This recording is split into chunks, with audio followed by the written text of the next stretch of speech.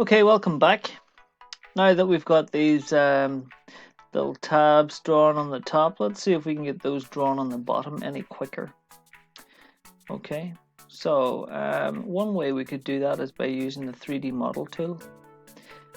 We can use the exact same function as what we used the first time, or what we've been using the whole time, which is the mirror tool. We can use that function now. We can select what features we want to replicate. So we can replicate that tab at the top. We can say, I want it to flip it across a mirror plane. A mirror plane, well, let's take away the mirror part of it. The plane is the part that you were drawing on at the start of every sketch. And they all live in here, where it says origin. So to the left of that, there's an arrow that you can click on. And you can scroll down through each of these planes. Now, the plane we want to click on has to run directly across through the middle of our drawing there, that way, okay? Same rules apply. So if I were to draw or to rotate this around, we want it to flip across a line which passes through the middle to create it down at the bottom here. So we hover over each of the planes. It looks like it could be that one. We click on it. It's giving us a preview in this instance.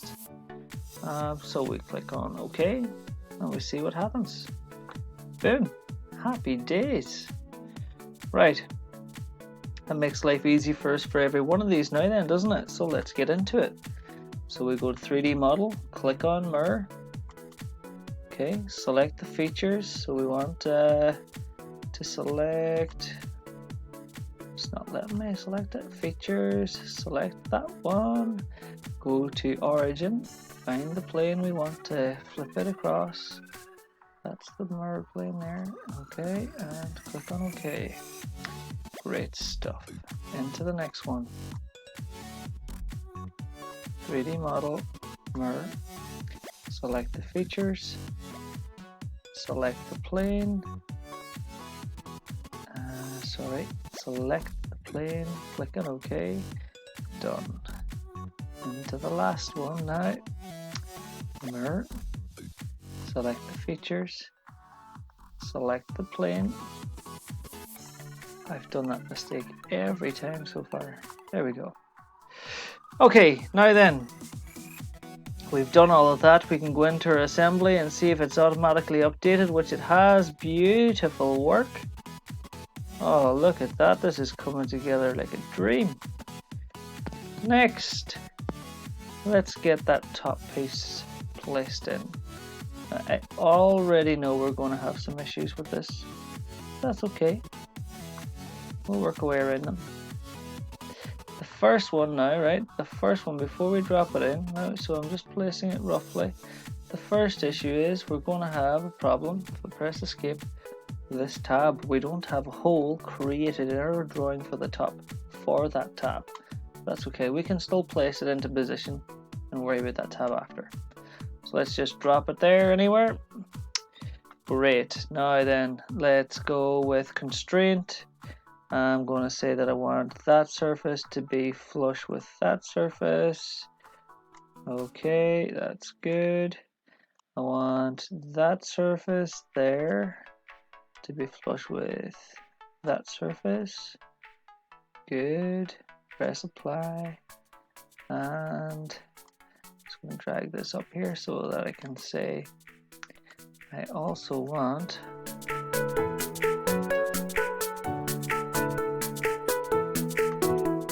constrain that surface to touch or be coincident, or in terms of this software, mate that to there.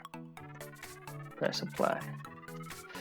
Now, the savvy student would have figured out that, okay, I'm not going to recreate the wheel here with this part. I'm probably just going to end up going save as, edit the drawing that I've created here to fit into the base, and just change the name, copy and paste. Now, copy and paste in some classes is not advised, okay? Definitely not. Plagiarism is not a good thing. However, In terms of using CAD, it is the most accurate way of working, in which case I promote it. Okay, so anything to do with high accuracy work, absolutely go for it. Okay, now let's find out where this thing is. Again, we can use our inspect measure tool. We can say, right, I want to measure from that surface there all the way down to the bottom here. So 88. So if I were to draw a rectangle 88 millimeters up from the bottom, right? And if I were to say that the length of it is going to be 35 millimeters long by 3 millimeters thick, let's get into the top then. So we're going to create a rectangle on this surface. It's going to be, I suppose I can use a 2-point center because I know it's going to be centered on this line here somewhere. So it's going to go that way. It should be 3 millimeters wide there by 35 millimeters wide there. And then I can go to dimension, say that that point needs to be 88 from there. Enter. And go to 3D model, click on extrude, get it to cut through, press OK, go into my assembly, and let's see, I think that's done it, you know. Now, the way for me to check that, so in underneath each of these are all of the parts that we have assembled, and underneath in the arrows, this is all of the mates that we've done, alright, so each of the coincidence or constraints that we put on them, we can edit those. Like I can click on the last one that I just done, so I can click on it here and press delete, or right click rather, go to delete, and then I can drag that apart and I can see that it is actually there. Alright, now if I do that, I do have to go and reconstrain it again, but I've just proved that the parts all go together, which is perfect. Click on apply. Right, let's get the base done, and then we are on the pig's back. We've got it all designed then. So we'll save everything that we've done so far. Yes to everything. Click on OK. Perfect. Go to top. I'm going to go file. Save as. Going to save that as a bottom now. BOTTOM. Click on OK. Right. Now I'm going to edit this drawing. I don't like Mr. Fantastic. Right. Let's edit that. Edit sketch. Let's get rid of that. Let's do some funky work in the middle here, right? Let's say I'm going to create an air vent. Now you can do this on the top or on the bottom, it's up to you really. But 0, 0 is there. I'm going to click and draw a circle out. I'm going to say that this is going to be about 45 millimeters wide. Right, I'm going to use the spline tool.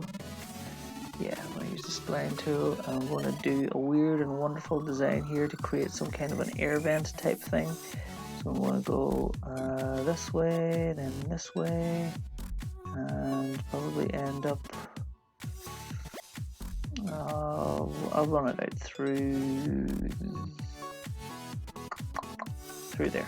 Right, click on tick. I'm going to use the trim tool and say trim. I don't want you to go all the way out there. Remember what we used this for before?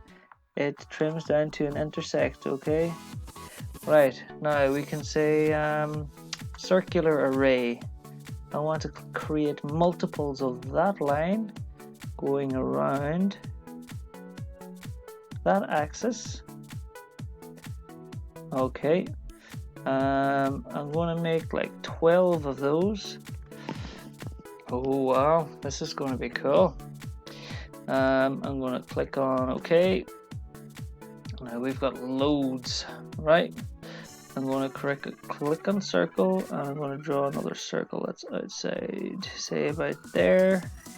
And I'm going to try and trim everything now on the inside. Now, first thing I'm going to do is press save. Can't save. Okay, that's fine. It's asked me to come out. Click on accept. That's fine. Now I'm going to go back into Edit Sketch. Now I'll explain why I've saved. This is going to be really intense. I've got loads of graphics parts open down here at the bottom. It's going to be hard going on the software, alright, or on the computer. So you need to bear with it. I'm going to try and trim away these lines in the middle. It's not letting me do that. It should, because I've got an intercept here, but it is not letting me do that.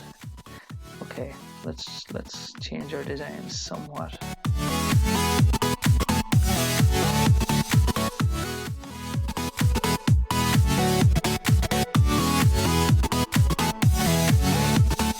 It's not letting me do anything.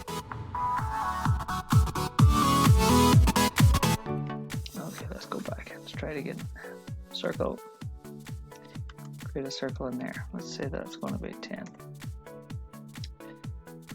Let's use this spline tool again and go wiggly line. Let's not be so drastic with it this time. And I can zoom into that top part there of that curve. Should be able to just stop it right on the curve. There we go. Tick. Now let's try that circular array. That line there around that axis. Let's try and do our 12 again. Click on OK. Alright, now let's go and trim away this part. Every second one will trim away. Okay, and do the same out here.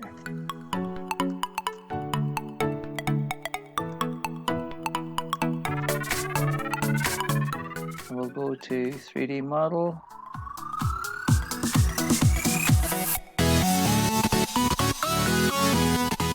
Okay, now that's what was wrong. So we go to edit feature here, and we can say, right, we're going to select that surface, that surface, that surface, that surface, that surface, and that surface, and click on cut, click on OK, and now we've got a lovely little air vent on the bottom. Cool. Rocking. Now you could have put in 24 of those steps if you wanted to. Doesn't matter as long as it's an even number. Let's go into our enclosure assembly. Constrain. Place our part in before our video ends. Where's the bottom? Bottom's there. Click on open. Click. Press escape on your keyboard. We want that surface there to be in line with that surface there. Apply. Rotate that around. We want that surface to be in line with that surface. Apply.